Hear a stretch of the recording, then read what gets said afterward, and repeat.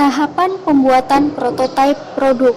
Setiap tahapan dalam proses pengembangan konsep melibatkan banyak sekali bentuk model dan prototipe. Hal ini mencangkup antara lain model pembuktian konsep yang akan membantu tim pengembangan dan menunjukkan kelayakan.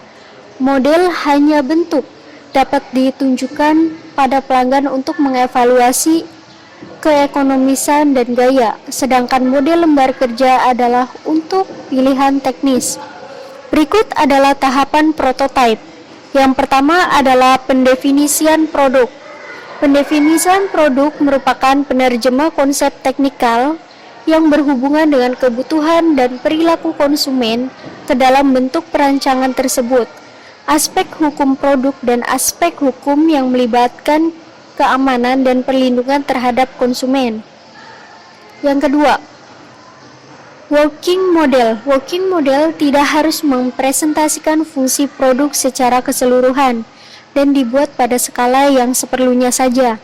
Working model juga dibangun untuk menguji parameter fungsional dan membantu perancangan prototipe rekayasa. Yang ketiga adalah prototipe rekayasa atau engineering prototype. Engineering prototype ini dibuat untuk keperluan pengujian kinerja operasional dan kebutuhan rencana sistem produksi. Yang keempat, prototipe produksi atau production prototype. Bentuknya dirancang dengan seluruh fungsi operasional untuk menentukan kebutuhan dan metode produksi. Dibangun pada skala yang sesungguhnya dan dapat menghasilkan data kinerja dan daya tahan produk. Yang kelima adalah barang produksi yang memenuhi syarat.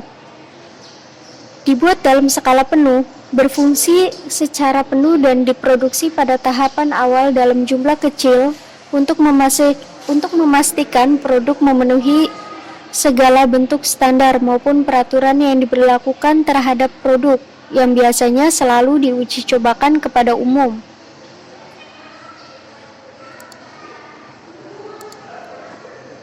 Biasanya kalau misalkan barang yang telah memenuhi syarat, itu biasanya kalau misalkan secara produksi secara langsung, misalkan ketika kita mampir ke mall-mall, itu biasanya selalu ada acara yang namanya icip-icip gratis.